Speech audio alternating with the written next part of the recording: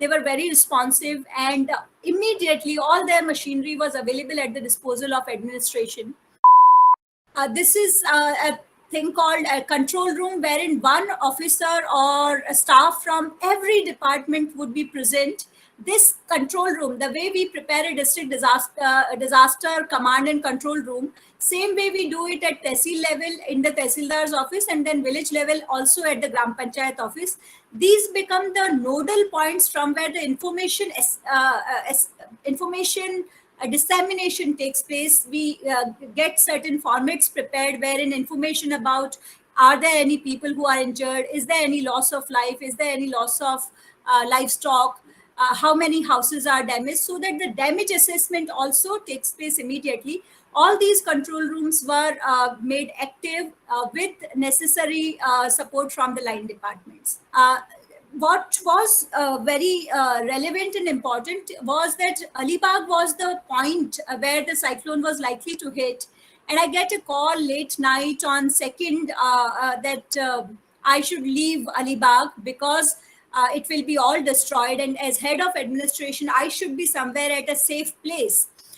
Which obviously I did not abide by, because I did not want to leave my people, and I had told very categorically to my senior officials that I cannot leave my people. However, I will certainly ensure that come what may, I will stay in contact with Mantralaya, come what may, I will stay in contact with the CMO. So we discussed, and for this also NDMA guidelines and the friends from Odisha who gave inputs to us were really handy. That in a cyclone of this extent, which is a very severe cyclone, all the telecom network will be disrupted, all electricity network will go away.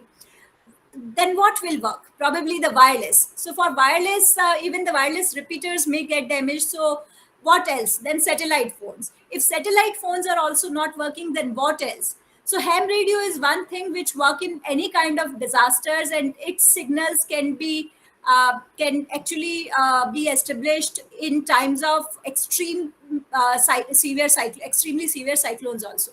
So we moved these ham radio operators. Now these are people who are not part of government system. These are volunteers. These are volunteers who just have this hobby of learning how to operate ham radio. And these people from Alibag, they moved to Srivardhan, Uran, and Murud, my coastal tehsils, and all tehsil headquarters, we had these ham radio operators, and we also moved the ham radio operators of Mumbai to reach in CMO and Mantralaya and ensure that our network is established. And with that we decided to remain in the ground and continue working with the community. Next. This was probably one in a very unique kind of a decision, because we imposed curfews for lockdown, for law and order issues, but first time there was a cyclone curfew was imposed. And the idea was any kind of cyclone gets the first gusty winds come, and then there is a lull followed by another wave of gusty winds, and in that lull is when the maximum damage takes place. So we decided that हम कितना भी लोगों को कहेंगे, people would not follow our directions, and वो लल के समय में जरूर अपना घर देखने के लिए बाहर निकलेंगे. Let us impose a 24 hours cyclone curfew, and let us communicate to people that ये 24 घंटे जो है साइक्लोन के बाद वाले भी उतने ही डैमेजिंग हो सकते हैं. There is a lull followed by another wave of gusty winds, and this really worked, because people, once they were moved to shelters, were not allowed to go out until the entire cycle of cyclone was over. Next. This is how the warning and everything was issued. While it might look that it was only administration which was doing it, it was not just the administration, because we had a team of civil defense volunteers. In fact, both the images on the right side are showing the volunteers from civil defense organizations which were doing all these announcements. We did SMS blast, WhatsApp messaging, sirening, red flags were put up along the coastline just to give an impression to people, this is serious, please follow the instructions. Next. This I have already explained, that all of us decided that the most difficult areas, because we were told that there are certain villages which would not listen to the district directions. So we decided that it has to be the district collector who has to go in the toughest of the place wherein the evacuation would happen at the last minute. So in fact, I had to be in that particular village till 4 a.m. on 3rd of June. And 3rd June at 10 around 9:30, it hit the shores. And then SP was assigned certain villages, CEO Jila Parishad was assigned certain villages, NDRF teams were given certain villages. Each of the 62 villages that we had, which were likely to be hit by this cyclone, were attended by some officer who spoke with community, who interacted with community and explained them what is to be done. Next.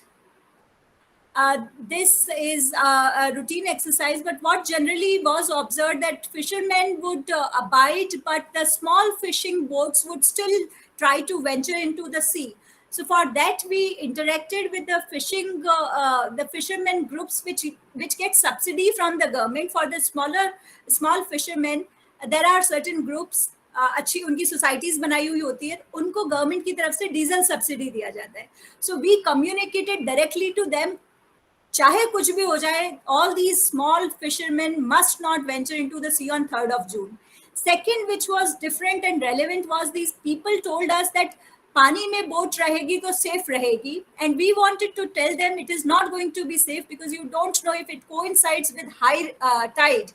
All of your boats would hit the shores and then would be damaged. So we directed and mandated that her boat बाहर आनी चाहिए, हर boat को anchor करना पड़ेगा और सभी boats को tie करना पड़ेगा. In this, some elder people of the community accepted this idea and they convinced them. The sarpanch, once they were convinced, they told all the fishermen groups that आपको सारी boat बाहर लानी पड़ेगी.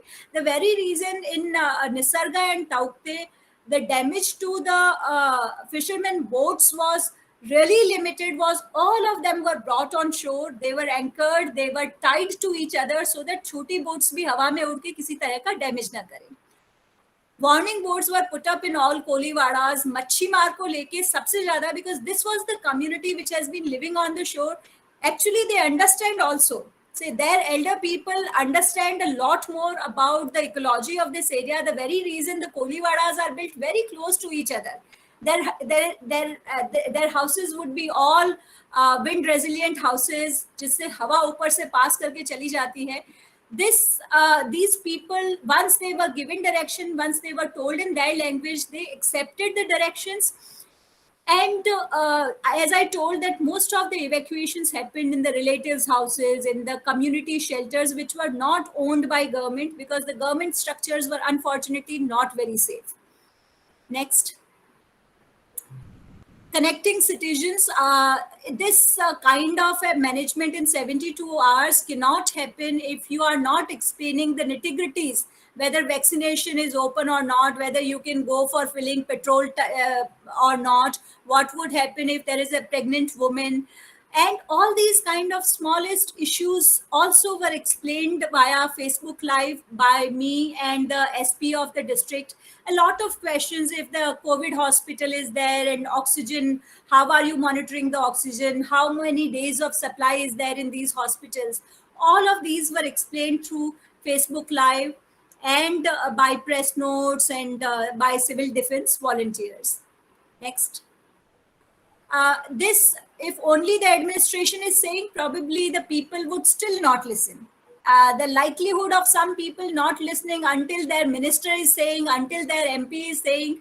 So we told very categorically to every MLA and MP of our district and the guardian minister that you also have to, through your social media handles, through your press bites, you have to tell to people that there is a chance that this very severe cyclone may hit us. We are already facing a crisis of COVID. Along with that, if this comes, follow the directions given by administration.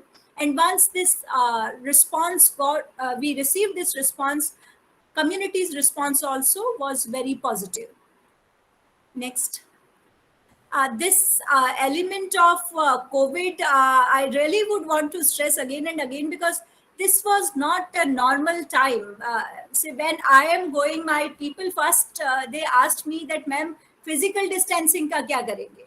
से अगर हमें उनको निकाल के लाना है, उनको बस में लेकर आना है, हमारे शेल्टर तक लाना है, तो what are we going to do?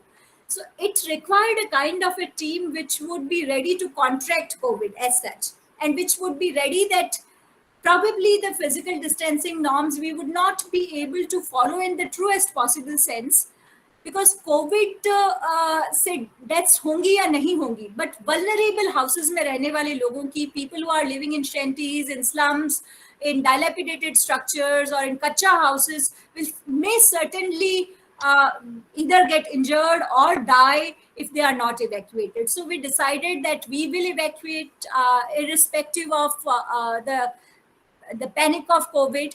We need to have 72 hours of oxygen supply to all these hospitals that we have. We also need to earmark a private or a public hospital, nearest possible hospital in case of a crisis that is not being handled by a particular hospital. All these oxygen plants that I had in my district, we deployed the electricity gangs there. We ensured that the tree cutting, because most of the damages during cyclones happen because of the tree collapses. The massive trees like banyan and suru trees all along the coast of Raigad were they all got damaged, they all collapsed, and they also caused damage to the houses nearby. Again, an element which would teach us something here, that the trees which were close to the roads, close to the highways, or either concretized or paver block laga diye jinke charo taraf because of making some pathways or gardens with paver blocks. So these were the trees which collapsed. If you were doing plantation which was too intense, say the coconut farms which had the traditional kind of plantation did not face much damage, and the recent highly intensive coconut plantation, actually all of them got damaged because there was hardly any space for the coconut tree, which is otherwise very resilient, which is meant to be on the coastline, or the tree, the palm tree or coconut tree, fishtail palm. These are the trees which are native to this place and they can survive there. But trees like suru were planted on the beach of Nagaon and Akshi, and all of this entire forest got damaged. Accordingly, we studied, and near our hospitals, near our oxygen manufacturing plants, near all the government buildings which are most critical during a disaster management exercise, such trees were trimmed very scientifically to ensure that they don't damage the buildings. But as I told you, agar trees ki roots concretize ho jati hai, then the tree gets uprooted. This is very evident from both the cyclones. Next. NDRF, SDRF, Coast Guard. In fact, during the recent crisis, we had to call even Indian Navy and Indian Air Force. Their deployment, where we do, is many a times that could be the most important decision. Say in the first cyclone, we had two teams at Alibag, one at Murud Coast Guard team, one civil defense team, and we moved two teams to Srivardhan. Although it never hit Alibag, it moved 80 kilometers down south, and it hit at the shore of Hareshwar. And this, because of the fact that NDRF teams were already deployed there, it enabled us in clearing the roads, in creating greater awareness amongst the people, and ensuring that the relief and the rescue operations are also equally effective. Next. Go NGO for evacuation. Say if I would say that all the evacuation were done by a team of say my office, me and my 15 SDOs and 15 Tehsildars and 7 SDO, it would be very, very wrong, because it is just not possible. You have some around 35,000 people to be evacuated, 1.25 lakh people living on the shores, 35,000 people to be evacuated. Half of them actually were evacuated by the community itself, by the relatives themselves, by the neighbors themselves, by the sarpanch and the local leaders themselves. And the remaining half was what was done by the government organizations.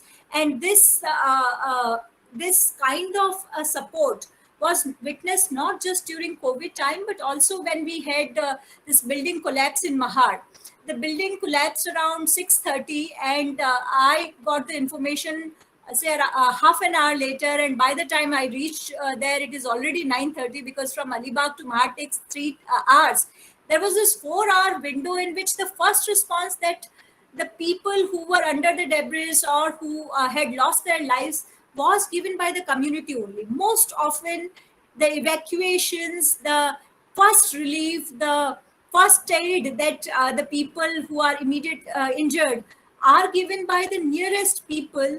And if that community is positive, resilient, having trust on each other, cares for each other, then the damages are less. And this is my experience of Raigad. Here also, it was a lot of NGOs who came forward and who said that on your direction, just give us an order, and we would also explain people which houses will be destroyed or which houses will face maximum damages. Next. This is again the same. As I have explained earlier, not even one multi-purpose cyclone shelter, the way we have it in Odisha or West Bengal, is there in Konkan. Next. This I have already explained that oxygen plants के चारों तरफ का सारा पेड़ जो था उनका tree trimming करना पड़ा, हॉस्पिटल के चारों तरफ करना पड़ा. It was not for Raigad only, it was also for the people sitting in Mumbai, and even Raigad supplied oxygen up to Tamil Nadu, Kerala, Goa. Next. Resources mobilization. I have already explained that ambulances, tree cutting equipments, JCBs, this was not just PWD. This was not just the National Highway Authority of India, but also the industries that I had in my district provided all of this machinery at my disposal, so that we can deploy them at strategic points to provide help to the needy in time. Next.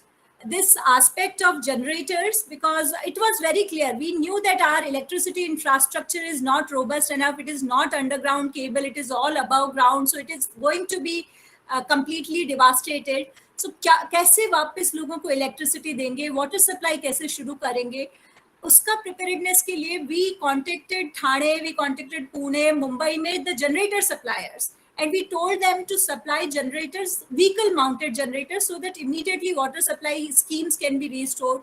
We knew that all this monsoon sheds, which are of tin or cement sheets, will blow away, will get damaged. So what is immediate relief? So we had to interact with the industries located in Vada, located in some parts of Gujarat, also in Maharashtra. Tell them that once the cyclone is over, you have to come with trucks load of your materials to ensure that people are able to rebuild their roofs, because it was a monsoon period, so we cannot let people live in damaged houses. Updates were given during cyclone. There are a few imagery only to explain what was the extent. As I have been telling, that some trees which are not given adequate space for the movement definitely get uprooted. Houses which had kacha kind of roof structure, they have all blown away. Government structures, next. You would see that the government structures had more damages. These are the extent of the damages to schools. Chat pura ud gaya tha. Suppose if I would have kept the evacuated people in these schools, what would have happened? So the very acceptance of the fact that we are not having disaster proof buildings, even in government, the Anganwadis were not disaster proof, the schools were not disaster proof. Here again, the schools which were older, which were built probably during independence or pre-independence, the stone structures, they were still safe. But all the new structures, especially the the Sarva Shiksha Abhiyan structures, were found to be really vulnerable because they were not ecologically more sustainable. Next. Crops. Now, coconut, as I told you, supari, coconut, these are not the crops which would be damaged to this extent, but it all happened because it was very intensive agriculture which is being promoted of late for past few decades in Konkan also, and this resulted into massive damages. These were trees of, they could have survived otherwise for another 30, 40 years, but all of this got uprooted.